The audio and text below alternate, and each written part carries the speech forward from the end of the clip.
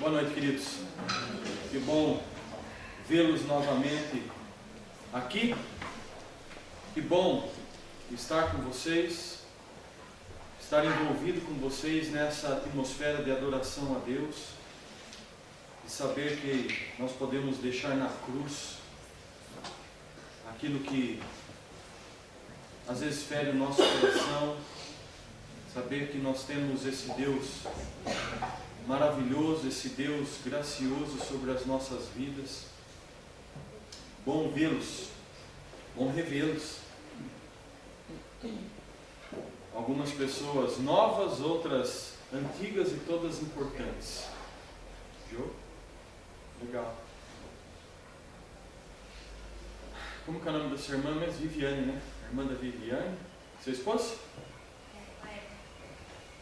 Mais um para a coleção. Mais um para a coleção. Família Simões. Simão. Família Simão. Muito 10. B. De volta. Show de Você bola. não aumentar as famílias, pastor? Tá. Não, até que o Thiago vai começar logo. Vai. Esse pessoal gosta de arrumar filho com os outros, né, cara? Brincadeira. O pessoal ama fazer isso aí. Vamos orar? Senhor, nós estamos diante da Tua presença em nome do Teu Filho Jesus e queremos Te agradecer nesta noite porque o Teu Santo Espírito nos trouxe até aqui e nós podemos ter a plena certeza e plena convicção de que o Senhor planejou esse momento para as nossas vidas e o Senhor nos quer na Tua presença. E o Senhor tem algo a ministrar, a falar nos nossos corações. Obrigado a Deus, porque mediante o sacrifício do Teu Filho, o Senhor nos aceita, o Senhor nos deseja, o Senhor nos... Obrigado, Pai. Fala conosco neste instante, que não seja a minha boca, seja a Tua, Senhor. Que eu seja apenas arauto, aquele que proclama algo que vem de cima, aquele que proclama algo que ele foi comissionado. Que o Teu Santo Espírito fale conosco. Em nome e por amor de Jesus. Queridos, a gratidão é um negócio interessante, né? Você ser grato. Você se envolver com pessoas a partir dessa relação de gratidão. Você se relacionar com as pessoas não por obrigação. Você fazer, você se envolver, você se doar por gratidão. No domingo passado eu falei um pouquinho de uma pessoa, contei uma história de um menino e a sua relação com a sua mãe. Esse menino, vocês já sabem, sou eu, né? Um baita meninão, 40 anos já. E eu tenho presenciado e vivenciado essa dimensão com relação a esse caminhar com a minha mãe, da gratidão. É interessante, minha mãe, ela tem 62 anos, e ela tem uma preocupação, eu sinto, ela às vezes verbaliza, ela tem medo de ficar sozinha. Ela tem medo de chegar na velhice dela e não ter ninguém por ela. Quem cuidar dela. E aí eu conversando com ela, né, acho que foi segunda ou terça-feira, batendo um papo com ela e tal, isso e aquilo, fazendo alguns sonhos, alguns planos, algumas coisas. E aí eu disse para ela, falei, mãe, eu não vou deixar a senhora sozinha. Eu vou cuidar da senhora. E eu já tenho me preparado para esse momento. A nossa vida é marcada de fases, né? E eu percebo que essa fase da minha vida, ela vai chegar, está chegando. Que eu vou ter que cuidar dela. E eu disse para ela, eu vou cuidar da senhora. Elas, no meio das brincadeiras, ela fala assim, você não vai me colocar no asilo, né? Mas se a senhora não se comportar, eu boto. Não vou colocar. Eu vou cuidar dela. Vou zelar pela vida dela. Assim como um dia ela fez por mim, eu vou fazer por ela. Como expressão de gratidão. Não é como expressão de dívida. Não é porque eu devo para ela. Ou porque eu quero ganhar alguma coisa. É simplesmente pela gratidão. Gratidão. Mais que aparência, e você se relacionar com Deus mais do que a aparência, é você desenvolver um coração grato diante de Deus. É mais do que simplesmente você vir picar o cartão no domingo à noite num culto. Picar o cartão domingo à noite no culto se chama religiosidade. É ser religioso. Ser cristão, verdadeiramente cristão, sem a aparência simplesmente de ser cristão, é você ter esse coração de gratidão. É o que te move a vir aqui no domingo à noite por graça, por agradecer. Muitas vezes a gente vem num culto de domingo à noite porque a gente tem um monte de coisa para pedir para Deus.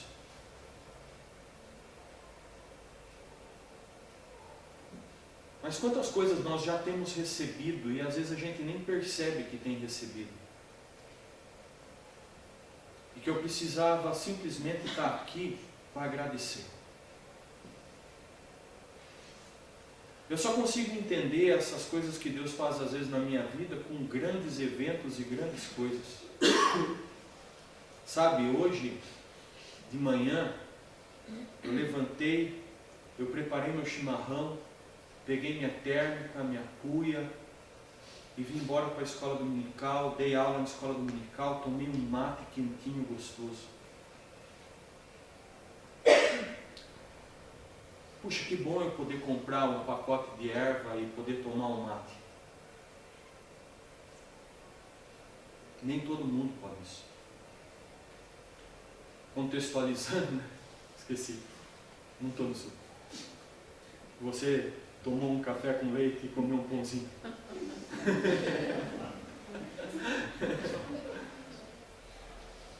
Que bom.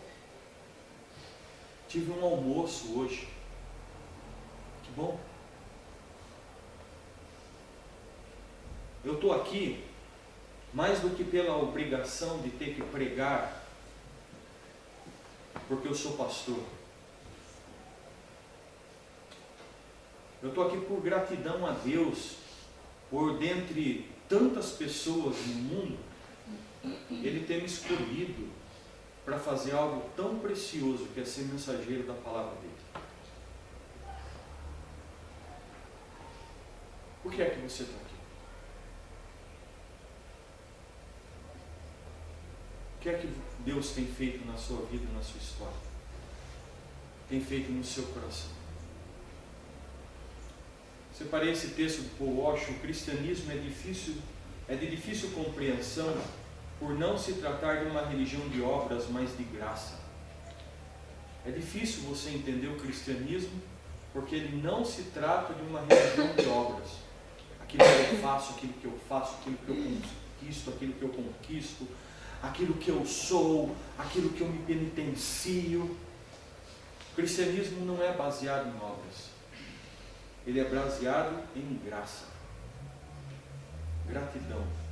Gratidão por receber de Deus aquilo que nós ouvimos no domingo passado. Eu só posso entender graça, só posso desenvolver um cristianismo, uma vivência cristã não de aparência, quando eu, em primeiro lugar, eu entendo quem eu sou, o quão pecador eu sou, o quão falho eu sou, o quão distante de Deus eu vivo, o quanto eu quero ser dono da minha própria história, dono do meu próprio nariz. Quando eu consigo compreender verdadeiramente quem Deus é e o que é que Ele fez na cruz do Calvário através do Filho dele, como é que Ele me reconciliou, como é que Ele me desejou, mesmo eu sendo quem eu era. Aí sim eu me relaciono com Ele por gratidão, por graça. Tem um negócio que acontece aqui para vocês que nos visitam, que algumas pessoas às vezes me cobram e tal, isso e aquilo. Eu não sou muito de alguns clichês, de algumas coisas, e embora eu não tenha dificuldade com elas. O que é que Deus tem feito na sua vida? Qual que é a sua gratidão a Deus nessa noite? Quero convidar você para vir aqui, para você sair bem nessa filmagem, para que você possa dizer para todo mundo o que é que Deus tem feito na sua história, qual é a sua gratidão nessa noite, qual é o seu testemunho. O povo que me conhece sabe que eu não sou muito bom nesse negócio, sabe, de ficar, vem aqui na frente e tal, isso e aquilo outro. Eu não sou muito bom, então eu sou meio ogro. Então eu chamo e chamei. Eu sei que o Espírito Santo de Deus que faz, não é o meu apelo que faz. O que é que Deus tem falado no seu coração aqui na primavera? Mesmo você que está nos visitando, você que está... Vem cá, fala para nós.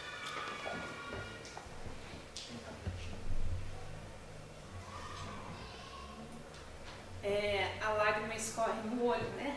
Sentada ali, ouvindo o pastor falar, mas o que move o meu coração nessa noite é num louvor poder agradecer a Deus pela minha vida, pela vida do meu filho, que um dia teve entre a morte e a vida num acidente de carro, poder ver louvando o esforço que o Rafa, o capricho que o Rafa tem tido com ele, e poder ver, saber que tem algumas pessoas aqui que são fruto das nossas orações. Samuel mais Kátia, que estiveram sempre presentes nas nossas vidas, estão na igreja hoje. Elisandra mais Venâncio são alvo das nossas orações, estão presentes hoje. E a Joseli também está presente hoje, alvo das nossas orações. Isso é motivo da minha gratidão. É uma gratidão que não cabe no coração, gente. É ver a transformação que Deus tem feito nas nossas vidas, na minha vida, na vida do Éder como família, e saber que essa graça, essa misericórdia e esse poder tem alcançado famílias para fazer diferença na nossa cidade, nas nossas vidas.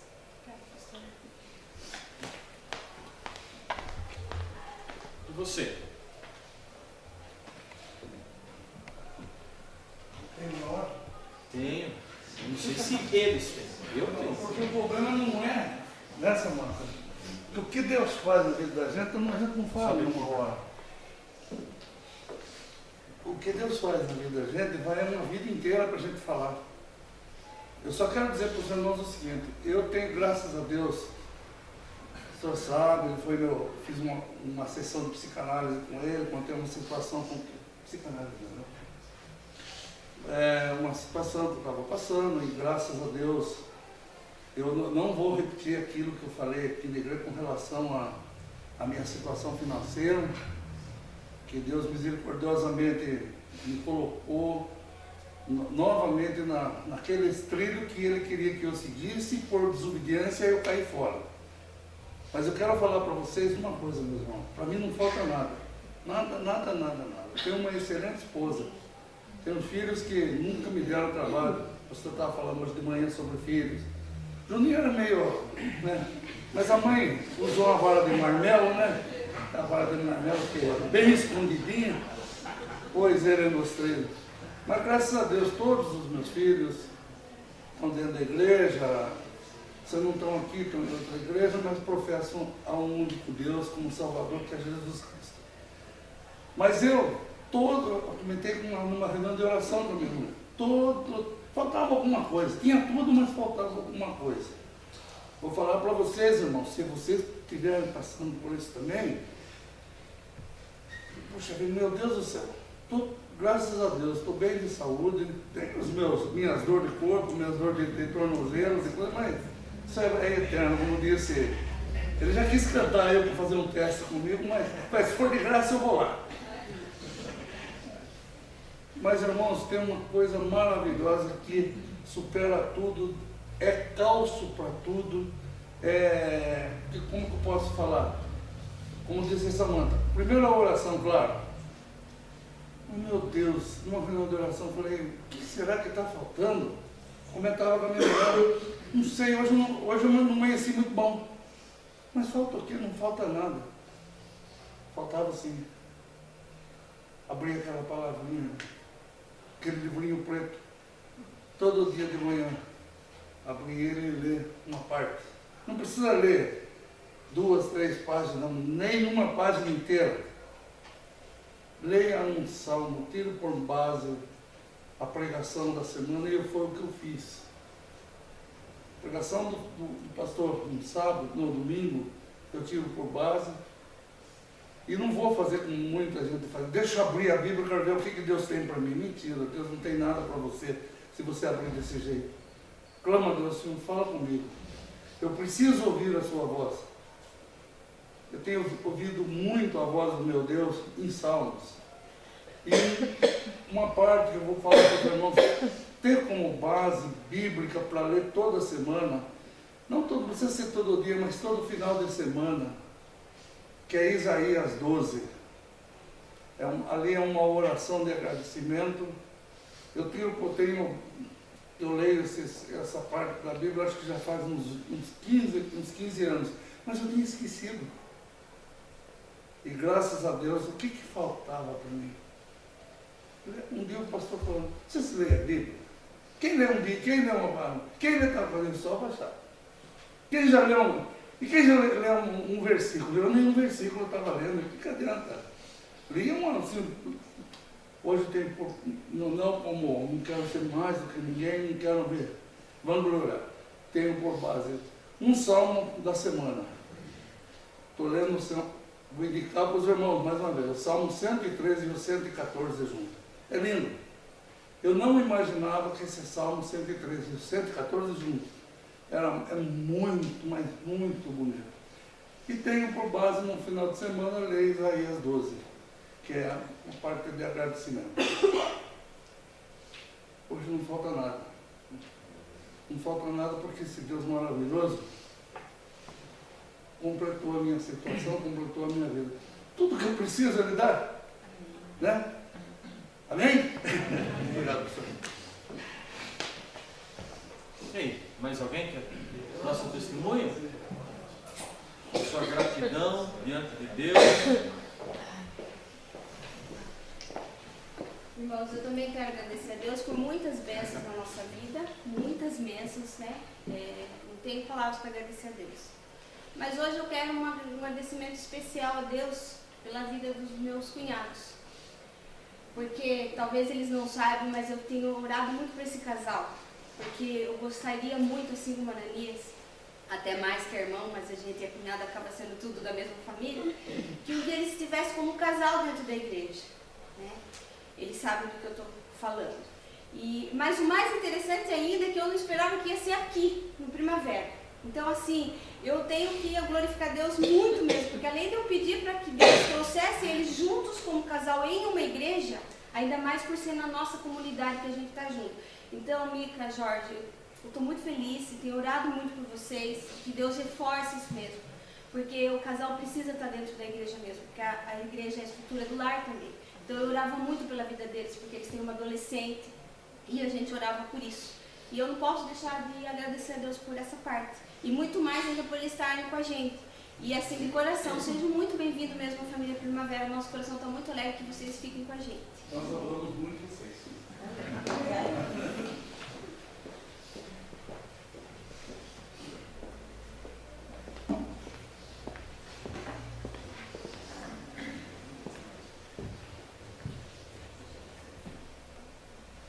Boa noite, irmão. Boa noite. Eu quero agradecer a Deus pelo que Ele fez na vida da minha filha. Eu não vou conseguir falar. Durante muito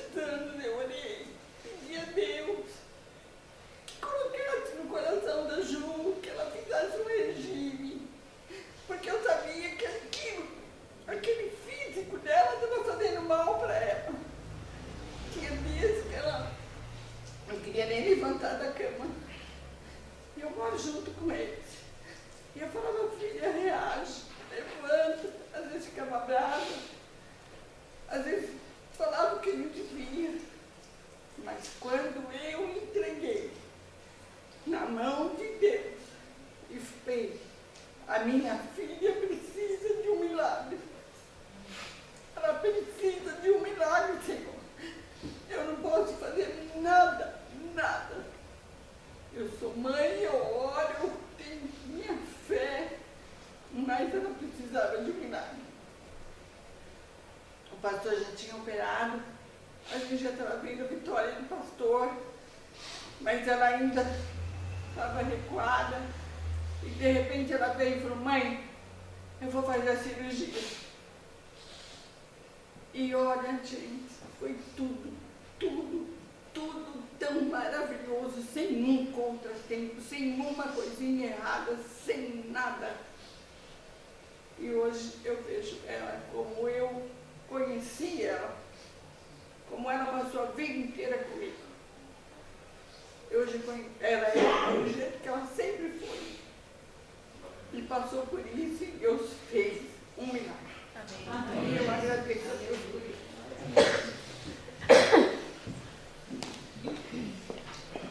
Gratidão. Nos relacionarmos com Deus a partir da gratidão. O cristianismo é a única religião que se envolve com Deus a partir da gratidão e não a partir das obras. Se você chegar para um muçulmano e falar para ele: por que você pode ir para o céu? Por que você... Ele vai dizer: porque eu fiz minhas peregrinações, porque eu dei esmolas, porque eu fiz os meus jejuns. E para alguns extremistas, né, até me suicidei. Por isso posso entrar no paraíso. Judeu, de igual maneira. E o texto que nós temos trabalhado aí de Romanos, Paulo, nesse momento, vai mostrar sobre isso. Eu cumpro as regras, eu cumpro as normas, eu cumpro isso, cumpro aquilo outro, por isso que eu mereço. Lembra daquele momento que Jesus, ele encontra com um jovem rico, e o jovem rico chega para ele e fala: o que eu posso fazer para herdar o reino dos céus? E Jesus fala para ele: olha, tem que obedecer a lei, os profetas, não sei o que tem, papapá. Ele fala: olha, isso eu tenho feito desde criança.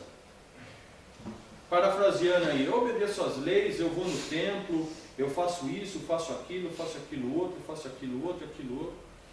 Jesus vira para ele e fala assim: então faz o seguinte, só falta uma coisa para você. Vende tudo que você tem, dá para os pobres e me segue. E o cara era rico demais. E aí ele não conseguiu fazer isso. O judaísmo também tem essa relação. O judeu acabou enfiando o pé pelas mãos. Acabou criando essa noção de que eu vou pagar a promessa. Eu vou lá no templo, eu vou lá no muro das lamentações, eu vou dar esmola, eu vou fazer o jejum, eu vou cumprir com os 10 mandamentos. Só que isso tudo se tornou um ritual. E aí ele acreditou, passou a acreditar que por ele fazer tudo aquilo, ele era então merecedor de receber alguma coisa da parte de Deus. Mas o cristianismo, ele não caminha nessa direção. Ele não nos premia porque somos bonitos, porque somos capazes, ou isso e aquilo outro. O cristianismo, ele mostra na minha face, na sua face, que nós não podemos nada, que não somos nada. Em pecado me concebeu minha mãe. Eu olho para mim e vejo aquilo que eu sou e eu não sou nada. Que mérito eu tenho em mim para que eu possa estar com Deus, para que eu possa ir para o céu? Não tem mérito nenhum em mim. Eu posso isso, eu me envolvo com isso por causa daquilo que Cristo fez por mim. E não porque eu tenho direitos sobre isso. E é difícil nós compreendermos isso. É difícil compreensão por não se tratar de uma religião de obras. Por mais que o cristianismo no nosso tempo, dado algumas vertentes aí teológicas, fale para você que você é filho do rei, se é a cabeça, não é a cauda, que você tem que fazer campanha disso, campanha daquilo outro, campanha daquilo outro, que você tem que determinar a sua bênção, que você isso, que você aquilo, aquilo outro. Entende? É o fake. É a aparência. O Walsh vai continuar dizendo, uma religião de obras é uma tentativa humana de fazer Deus seu devedor.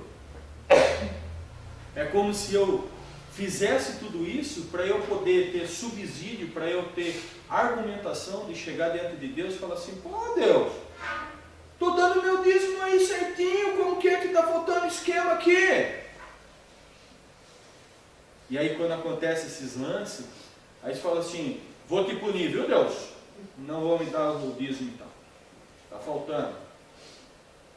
Pô, eu estou indo na igreja, estou me aplicando mais, estou me dedicando mais, vou lá todo domingo, eu estou lá na igreja, isso e aquilo, e aí agora minha mulher ficou doente. Que isso? Aconteceu tal coisa assim, assim, assado na minha vida, perdi o emprego e eu lá me dedicando e tal. Pô, quer saber de uma coisa, Deus? Seguinte, não vou na igreja. Vou botar o Senhor no banquinho do castigo. O Senhor aprender. Estou me dedicando, estou fazendo, estou me debruçando aí diante do Senhor, e aí, Senhor, deixa acontecer esse negócio comigo? O que é isso? Está de brincadeira comigo, Deus? E a gente vive dentro de uma aparência cristã, e muitas vezes nós nos relacionamos com Deus dessa maneira, como se Deus fosse um mordomo com uma bandeja e que Ele tem que nos servir. E nós, como crianças mimadas, quando Ele não nos serve na hora que nós queremos, da maneira que nós queremos punir Deus. Queremos punir Deus não vindo na igreja, queremos punir Deus não orando, queremos punir Deus não dizimando, queremos punir Deus. É por isso que o cristianismo é um negócio difícil. Dentro de um universo ocidental, envolvido por uma série de filosofias, todas elas com um cunho humanista, onde coloca o homem no centro das coisas, e a divindade, a presença de Deus simplesmente na periferia, e a gente se envolve com Deus dessa maneira. E a gente esquece a gratidão. Aqui Paulo escrevendo aos Romanos, que é o texto que nós temos caminhado, Paulo tem dois grupos ali. Ele tem um grupo de judeu e ele tem um grupo de não judeu, de helênico, de grego. O grego, se relacionar com a divindade era um negócio complicado. Não sei se você já estudou sobre as divindades, sobre essa questão o grego. Então ele tem lá os deuses, esses deuses estão lá em cima, no panteão, e eles, entendeu?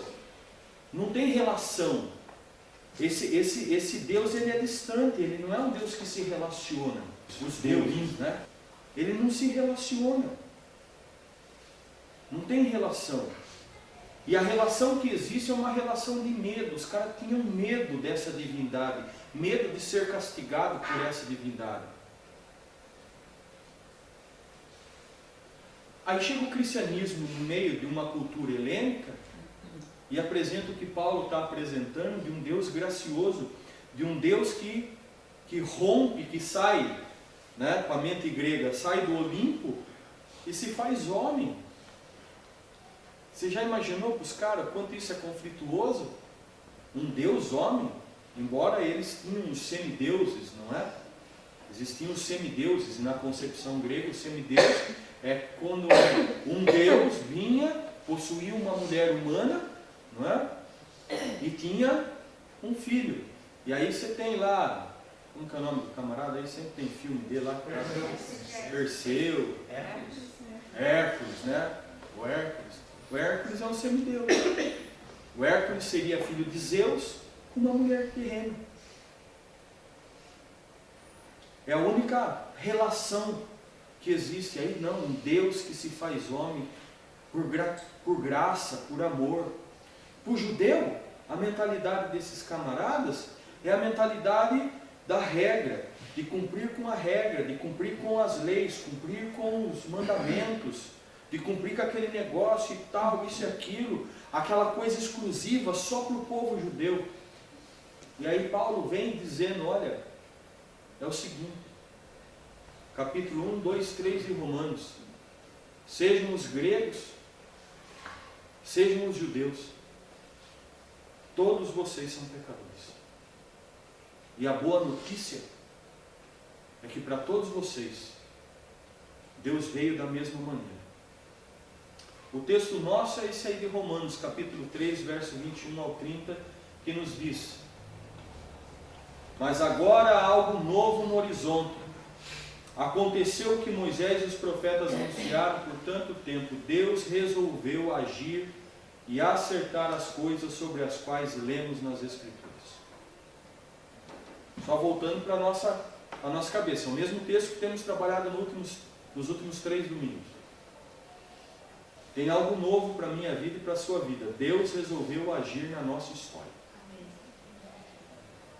E você está aqui porque Deus resolveu agir na sua história. É algo novo para mim e para você.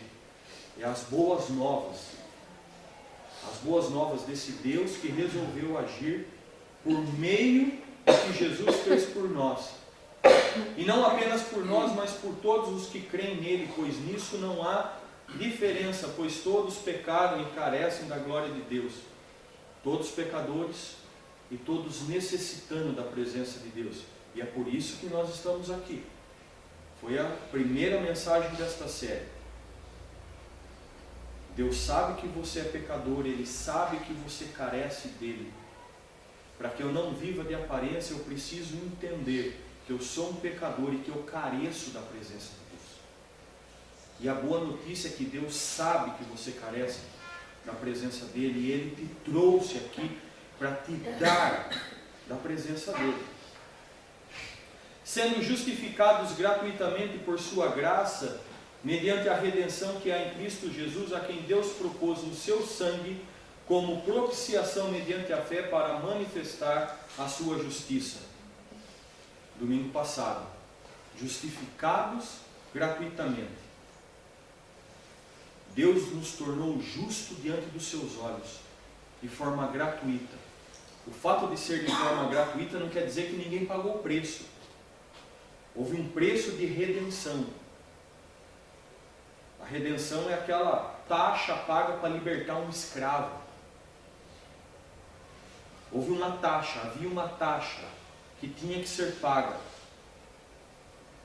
E a nossa dívida era tão grande que nós não tínhamos como fazer isso. Somente um próprio Deus para fazer isso. E é por isso que Ele se humilha, assume o nosso lugar para pagar algo que nós não temos como pagar. Propiciação, assumiu o nosso lugar. Assumiu o meu lugar e o seu lugar. O que mostra para mim e para você que Jesus Cristo sabe exatamente a proporção, a dimensão das nossas dores, dos nossos problemas, porque Ele assume o nosso lugar. Jesus sabe aquilo que você tem passado, aquilo que você tem vivido. E Ele sabe com riqueza de detalhes, porque Ele não foi um Deus que ficou lá longe. Ele foi um Deus que assumiu a minha forma e a sua forma. Se você sair daqui agora, aqui está até quentinho, né? Está gostosinho. Se você sair ali fora, está um pouco mais frio.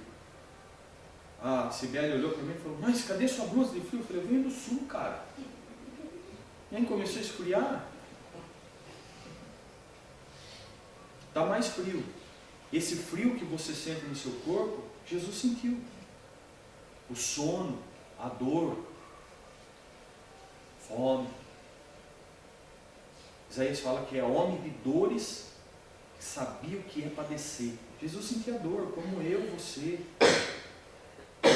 Assumiu esse lugar, por mim e por você. Deus decidiu, uma decisão de Deus, nos diz Paulo. Deus decidiu, Ele não foi obrigado por nada nem por ninguém. Deus decidiu porque não foi por mérito meu ou mérito seu. Não há mérito. Uma decisão de Deus. Deus decidiu resolver o nosso problema. Qual é o nosso problema? Qual é o grande problema da nossa vida? Não é a conta que nós temos para pagar. O nosso grande problema não é o problema do nosso casamento. Não é a enfermidade que nós podemos ter. Não são as crises existenciais que existem conosco.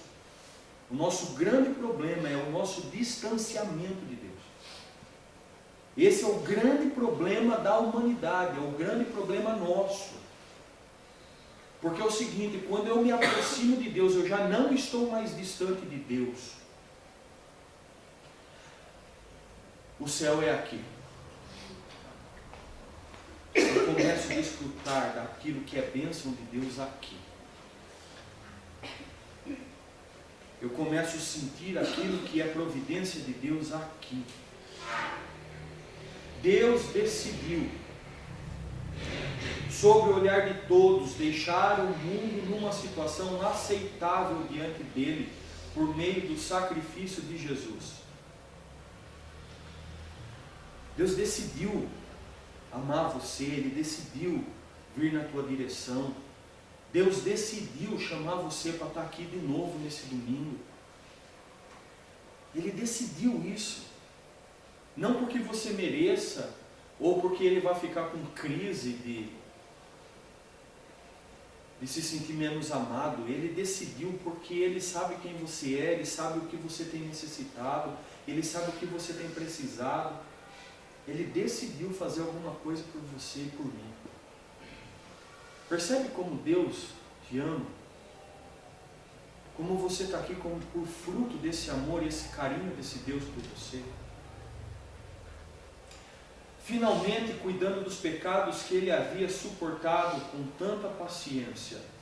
Isso só não está claro, mas acontece agora, é a história real. Deus consertou a situação e também permite que vivamos em justiça para Ele mesmo ser justo e justificador daquele que tem fé em Jesus. Portanto, como fica o orgulho judeu com seus supostos direitos? Anulado. Sim, anulado. O que aprendemos é o seguinte: Deus não reage ao que nós fazemos, nós é que reagimos ao que Deus faz. Finalmente conseguimos entender, nossa vida se acerta com Deus e com os demais. Quando o deixamos acertar a situação, não quando tentamos fazer tudo sozinhos, com orgulho e com ansiedade. E como fica a orgulhosa alegação judaica de termos um monopólio de Deus? Anulado também. Deus é Deus dos judeus e de quem não é judeu. Como poderia ser diferente se há apenas um Deus? Deus é um só, o qual justificará por fé os judeus e mediante a fé os não judeus. Mas ao mudar nosso foco do que nós fazemos para o que Deus faz, não anulamos a rigorosa guarda das regras da lei que Deus estabeleceu? De modo algum. Quando adotamos o estilo de vida condizente com essa reconciliação, nós a confirmamos. Viver sem aparência. Ser cristão não de aparência. É não estar preocupado simplesmente em cumprir regras religiosas. É não fazer coisas simplesmente porque alguém disse para você que não pode fazer. Essa é a preocupação dos caras, viu? Mas se a gente mudar o foco daquilo que nós fazemos para aquilo que Deus está fazendo, como que vai ficar a guarda da lei? Então quer dizer que eu não tenho mais que obedecer nada? Como que vai ficar esse negócio agora? Se é Deus e não sou eu, como que fica? Nós não estamos anulando, porque ele diz, tem que obedecer às leis, tem que regras para serem obedecidas. Paulo vai dizer, de maneira nenhuma. Porque se você entendeu o que é que Jesus fez na cruz por você, você vai viver de forma grata. Só se você entendeu. Se você compreendeu a miséria que você era, a porcaria que você era, e o quanto Deus te amou em Cristo Jesus, Se você entender isso, verdadeiramente, não vai sobrar espaço para a aparência. Porque você não vai fazer porque o pastor vai te punir, porque alguém vai te punir, ou isso e aquilo. Não é deixar de fazer por causa disso, por medo. Deus não quer que você se relacione com Ele por medo. Ele quer que você se relacione com Ele por gratidão, por reconhecimento de dependência de que Ele te ama.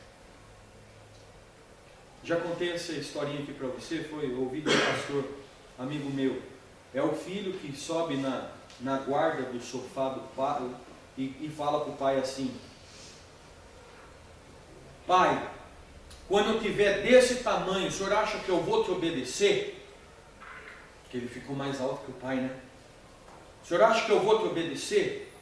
E a resposta do pai para o menino foi: se você me amar, você vai me obedecer.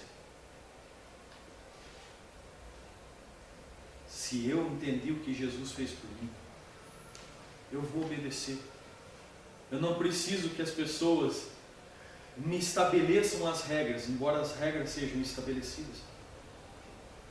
Eu não vou me envolver com Deus por medo do inferno. Eu vou me envolver com Deus pela gratidão do céu. Eu não vou me envolver com Deus porque eu quero receber a bênção, é porque eu sou abençoado. Eu não vou me envolver com Deus porque eu estou dando, é porque eu estou recebendo. É por isso que aqueles que nos visitam, esse tempo atrás, a Neuzinha perguntou para mim: pastor, na primavera não tem dízimo? Tem sim. E está fazendo foto. Se olhar lá no nosso formulário, lá está lá isso e aquilo, o caixa não tem fechado não. Está aqui, ó. O nome é meio estranho desse trem aqui. Chama-se gasofilácio. Nome lindo, né? Está aqui. Pastor, não tem dízimo na igreja? Tem. O senhor não fala de dízimo? De vez em quando eu falo. E a gente tem sempre mostrado aqui, sabe por que nós somos dizimistas? Para aqueles que são membros, nós temos uma responsabilidade institucional. A gente tem que manter tudo isso aqui. Não é verdade? Tem que manter isso aqui. Isso aqui custa dinheiro. E é através dos dízimos e ofertas que a gente paga a água, a luz, isso e aquilo, e sustenta a mim, como sacerdote, como pastor. Mas a gente sempre tem dito, trazer o dízimo e colocar aqui é simplesmente por gratidão, mais do que a obrigatoriedade. Gratidão. Eu não dou porque eu quero receber mais, eu não dou porque eu fiz campanha, eu não trago o dízimo porque eu quero receber algum benefício, isso e aquilo outro. É simplesmente pela gratidão. Por isso que a gente traz e a gente coloca. Relação de gratidão. Deus quer que nós nos relacionemos com Ele a partir da graça. Eu só posso entender a relação a partir da graça se eu entender o que Ele fez e quem eu sou. Sem isso, não tem como. Uma vida sem aparência coloca Deus no centro de nossa história. Eu saio dessa filosofia humanista que me coloca como centro de tudo. Eu saio dessa teologia que me coloca como filho do rei, que eu determino. Você não determina nada, cara. Como que pode dizer o vaso de barro para o oleiro, me faça assim ou me faça assado? Lembra da conversa dele com Jó?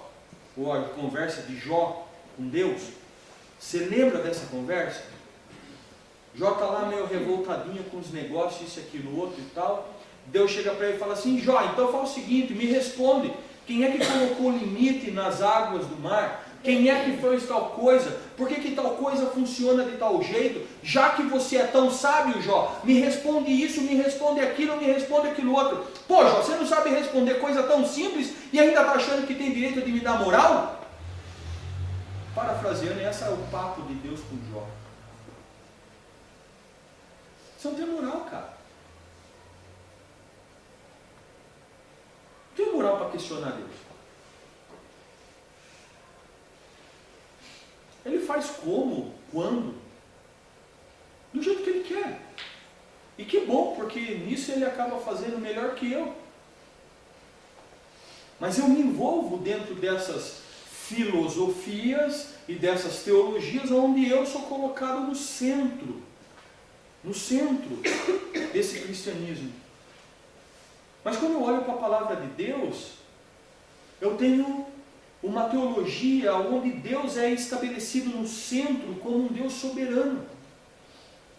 E que todas as coisas estão em volta desse Deus e não em volta de mim. Não está em volta do meu umbigo. Está em volta de Deus. Viver sem aparência, ter um evangelho, um cristianismo verdadeiro, é quando Deus é colocado no centro da minha história. Onde as minhas motivações é, em primeira instância, satisfazer o coração de Deus. E não Deus satisfazer o meu coração. Eu fui criado para a glória dEle. E não Ele para a minha glória. O texto nos diz, portanto, como fica o orgulho judeu com seus supostos direitos? Anulado? Sim, anulado. Você não tem direito. Eu não tenho direito. Eu não tenho o que reivindicar diante de Deus. Mas Deus, porque Ele é gracioso, porque Ele sabe do que nós necessitamos, porque Ele sabe do que precisamos, Ele vem na nossa direção. Ele não nos desampara. Ele não nos deixa sozinhos. Ele nos socorre, Ele nos abençoa, Ele ouve-nos.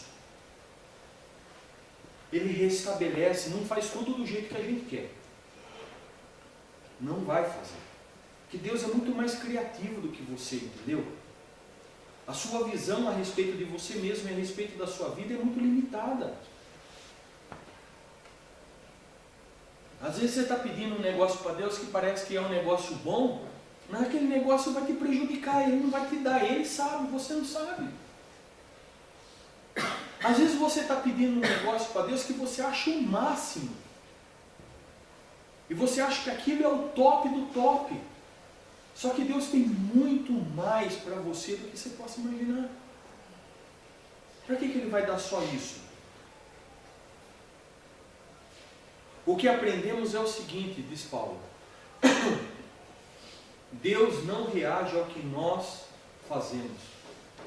Não é nós é que reagimos ao que Deus faz. Deus não está atrás de mim, de você, correndo para fazer alguma coisa.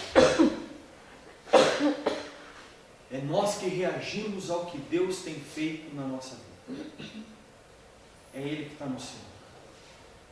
E a pergunta para o seu coração, o que é que Deus tem feito na sua história? O que é que Deus tem feito na sua vida? Pensa um pouquinho.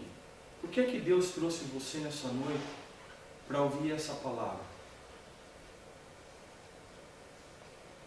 O que é que Ele está querendo de você? Qual é a reação que você precisa ter diante de Deus?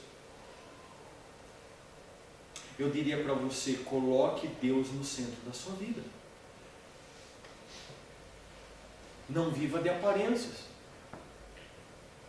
Tenha uma vida de gratidão. Não espere que Deus esteja servindo você. Você que tem que servi-lo. Mas por que é que Deus está dizendo isso para você?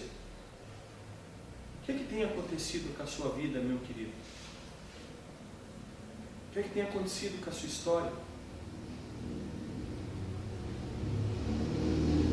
Por que é que está tão longe? Por que é que está tão distante? Ele não quer longe. Ele não quer distante. Ele quer próximo. quer estar no centro do seu coração, sabe? Bem no centro do seu coração. Ele não quer estar na periferia da sua vida. Quer fazer parte integrante da tua existência. Viver sem aparências é ter esse Deus no centro do nosso coração. No centro da nossa família, no centro da nossa vida financeira, no centro da criação dos nossos filhos, no centro dos nossos sonhos e dos nossos projetos. Sonho e projeto é bom, né? Porque assim, a gente faz o sonho, a gente faz o projeto, isso aqui, e a gente vai. Aí quando chega no meio do caminho, fala assim, é o seguinte, Deus, ó, um negócio aqui, vem comigo. Quando ele deveria estar à frente do sonho e do projeto, nós reagindo ao que ele fez. Eu me aproximo dele em reação ao que ele fez primeiro. Viver sem aparência, uma vida sem aparência, nos conduz a uma entrega total. Total. Deus não quer ser pela metade. Isso aí é que nem negócio de namoro, né? Namoro, casamento, essa coisa toda. Dá para namorar pela metade? Dá para estar casado pela metade? Tem alguns que até tentam. Tem alguns que até tentam. Total. Ou nós estamos 100% com uma pessoa, ou nós não estamos. Sim ou não? Ou nós estamos 100% com uma pessoa, ou nós não estamos. Ou eu amo minha esposa, ou eu não amo minha esposa. Pode ser que em algum momento eu esteja mais apaixonado ou esteja menos apaixonado, porque paixão é um negócio, né, aquele vucu-vucu e tal, aquele negócio todo, não é? Às vezes incendeia, né, Jesus? Incendeia, sapé, né? De vez em quando incendeia, mas de vez em quando não está tão sapecadinho assim. Mas a gente continua amando.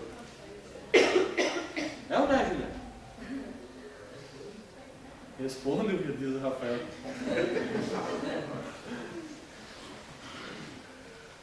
Só que é o seguinte, mesmo quando não está naquela intensidade toda, a gente continua junto. Quando o negócio está bom, quando o negócio está agradável, nós estamos juntos. Quando o negócio está ruim, nós estamos juntos. A entrega é total. Não dá para você amar pela metade. Dá para amar pela metade? Aí não é amor. Jesus não ama a mim e a você pela metade. Volto lá aquele texto de João, que eu já mencionei para vocês, né? Que é o texto que, para mim, cara, essa frase é muito marcante para o meu coração. E Jesus, amando os seus, amou-os até o final. Cara, esse texto para mim de João é demais, é sempre muito bom. Jesus não me amou pela metade. Ele sabia que estava proposto para ele, sabia o que era crucificação, ele sabia do sofrimento. Tanto é que ele sabia que lá no Getsemane ele chega e fala, Pai, se possível, passa de mim esse cálice, contudo seja feita a tua vontade. Ele sabia o que estava preparado para ele. Mas ele mesmo se entregou, ele não foi pego a laço, ele se deu por mim. Me amou até o fim. Entrega total. Qual é a área da sua vida que você está faltando entregar para Deus? Quem sabe seja o teu casamento, a criação dos teus filhos, o teu dinheiro, o teu trabalho. Quem sabe seja a tua vida por inteiro.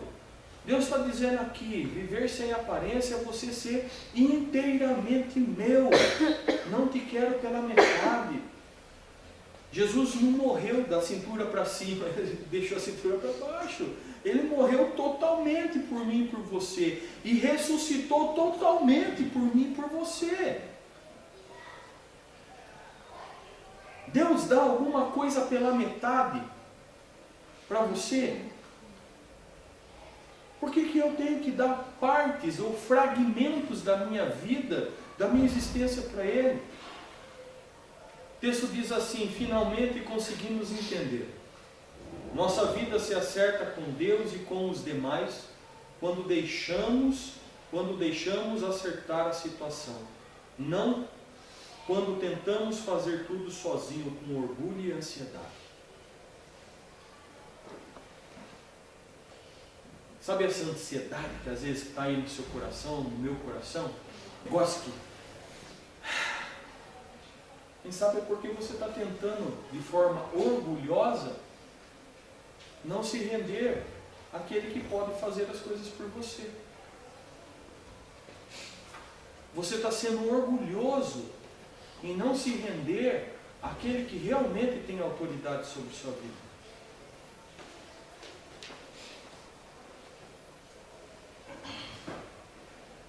Por isso, se entregue totalmente. Deixe Deus no centro da sua vida. Quando tentamos fazer tudo sozinho, para que eu viva sem aparência, para que eu tenha uma vida verdadeira com Deus, Deus está dizendo para mim e para você: se entregue por completo a mim. A ansiedade vai embora. A ansiedade aqui, quando eu olho para o texto, ela é fruto simplesmente do meu orgulho, de achar, de ter a tentativa de ser independente dele. O que é isso mesmo? Pecado. Pecado. Pecado. Finalmente conseguimos entender. Você conseguiu entender?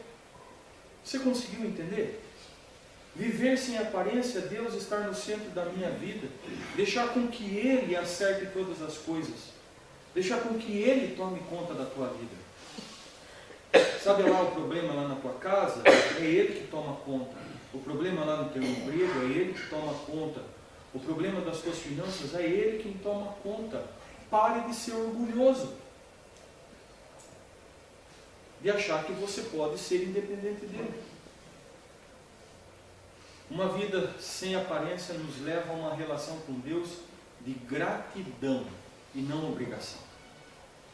Porque Ele está no centro da minha vida. Minha vida é conduzida por Ele. E aí eu vou entender que tudo aquilo que eu tenho, tudo aquilo que acontece, é simplesmente aquilo que Deus deseja para a minha vida, Deus deseja para a minha história, Deus quer para o meu coração. Ah, mas algumas coisas ruins acontecem na minha vida. Como que fica a situação ruim? Paulo, em alguns textos, vai nos dizer claramente que os problemas que nós passamos, as adversidades que enfrentamos, é o trabalhar de Deus no nosso caráter, para aperfeiçoar nossa fé, nos aproximar mais de Deus, nos lapidar, tirar aquilo que está de errado, Deus trabalhando na nossa vida para ter uma vida mais próxima dEle. O texto diz assim: mas ao mudar nosso foco do que nós fazemos para o que Deus faz, não anulamos a rigorosa guarda das regras e leis que Deus estabeleceu. Era a dúvida do judeu. Viu, mas se não sou eu a fazer, é Deus quem faz, eu não vou estar ferindo a regra, eu não vou estar ferindo a lei, porque a lei me exige isso, a lei me exige aquilo, a lei me exige aquilo outro. A teologia da graça, ser envolvido com Deus que é gracioso, que nos ama de forma graciosa, não anula a teologia da responsabilidade cristã. Eu assumo responsabilidade, e domingo que vem nós vamos falar sobre ela. Eu não vivo de qualquer jeito, não é isso que Deus está dizendo. Eu tenho responsabilidade, mas eu me envolvo com a minha responsabilidade, não por obrigação, mas por gratidão. Eu faço porque sou grato. Eu venho aqui na primavera, domingo à noite, porque eu sou grato. E sabe o que é? Deus é tremendo, porque eu sou grato a Ele, e eu venho aqui para agradecer a Ele. Sabe o que Ele faz comigo e com você? Derrama mais bênção ainda na nossa vida, enche o nosso coração, aquece a nossa alma, nos dá motivação para a gente sair daqui segunda-feira, continuar com força, com esperança, com fé. Porque vamos ser sinceros, né, gente? A Jurupoca pia lá fora. E pia alto. De vez em quando a gente leva uns laçaços dobrados, não é? É o relho que está dobrado. Sabe o que é relho, né? Um negócio que bate no cavalo. Eu lembro do meu avô. Meu avô tinha a tala. A tala é um negócio grosso assim, que é para bater em burro. E de vez em quando aquela tala pegava no meu lombo e dizia, você é, né? Aquele negócio dói. Dói. Você passava assim, moleque, ó, tal! E pegava lá, tinha uma mira aquele meu avô, homem abençoado. Cercava de longe, rapaz. Era um negócio maravilhoso, cara. Eu lembro uma ocasião que eu estava passando assim, ele estava sentado conversando com o amigo dele. Isso marcou muito, porque o amigo dele tem aquelas unhas compridas no dedinho, assim, sabe? Aquela coisa linda, chique aquilo, né? Fala a verdade. Porque a pessoa que tem a unha do dedinho grande, ela fica sempre com o dedo meio assim, né? Então, e ele fumando lá o cigarro de palha, sentado um num canto, outro do outro, e o homem fumava e ele fazia assim. Batia. Não consigo fazer. Cara, ainda bem que eu não sou percussionista, que eu não tenho nem coordenação motora no dedinho. E ele batia assim. E eu, molecão, né, e tal, e passava na frente, ia pra lá, e passava na frente, ia pra cá. E eu fui criado naquele esquema seguinte: pra você passar na frente entre duas pessoas adultas conversando, você tem que pedir licença. Eu fui criado assim, entendeu? E eu lembro que na terceira, gente, a sala da minha avó assim, depois tinha a cozinha, né? Era um negócio plano, liso. Cara, eu fui parar no quarto da minha tia. Na terceira passada, foi lá, pá! Aí, ó, deslizei, negócio maravilhoso. Coisa boa.